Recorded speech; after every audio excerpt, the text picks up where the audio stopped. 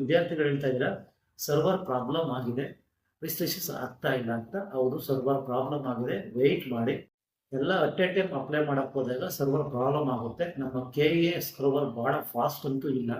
ಹಾಗಾಗಿ ನೀವು ನಾಳೆ ಅಥವಾ ನಾಡಿದ್ದು ನೈಟು ಅಷ್ಟು ಸರ್ವರ್ ಬ್ಯುಸಿ ಇರಲ್ಲ, ಆ ಟೈಮಲ್ಲಿ ರಿಜಿಸ್ಟ್ರೇಷನ್ಸ್ ಮಾಡ್ಕೊಳ್ಳಿ. ಹಾಯ್, ಎಲ್ರಿಗೂ ನಮಸ್ಕಾರ. ಈ ವರ್ಷ ನೀವು ಮೆಡಿಕಲ್ ಕೌನ್ಸಿಲಿಂಗ್ ಅಲ್ಲಿ ಭಾಗವಹಿಸಬೇಕು ಅಂದ್ರೆ, ಕರ್ನಾಟಕದಲ್ಲಿ ನಿಮಗೆ ಮೆಡಿಕಲ್ ಸೀಟ್ ಬೇಕು ಅಂದ್ರೆ ನೀವು ಕೆಲವು ರೂಲ್ಸ್ಗಳನ್ನ ಫಾಲೋ ಮಾಡಲೇಬೇಕು. ಈಗ ಪರೀಕ್ಷಾ ಪ್ರಾಧಿಕಾರ ನಿಮ್ಮ ನೀಟ್ ರೋಲ್ ನಂಬರ್ನ KCET ಅಪ್ಲಿಕೇಶನ್ ನಂಬರ್ನ ಎಂಟ್ರಿ ಮಾಡೋದಕ್ಕೆ ಲಿಂಕ್ ಅನ್ನ ಪ್ರೊವೈಡ್ ಮಾಡಿದೆ ಮೆಡಿಕಲ್ ವಿದ್ಯಾರ್ಥಿಗಳಿಗೆ.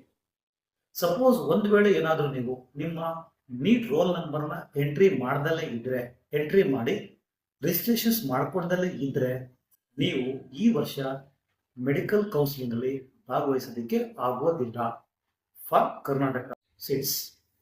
ಹಾಗಾಗಿ ನೀವು ಕರ್ನಾಟಕದಲ್ಲಿ ಮೆಡಿಕಲ್ ಸೀಟ್ ಬೇಕು ಅಂದ್ರೆ ನೀವು ಈಗ ರಿಜಿಸ್ಟ್ರೇಷನ್ಸ್ ಮಾಡ್ಕೊಳ್ಳೇಬೇಕು. It is must and compulsory.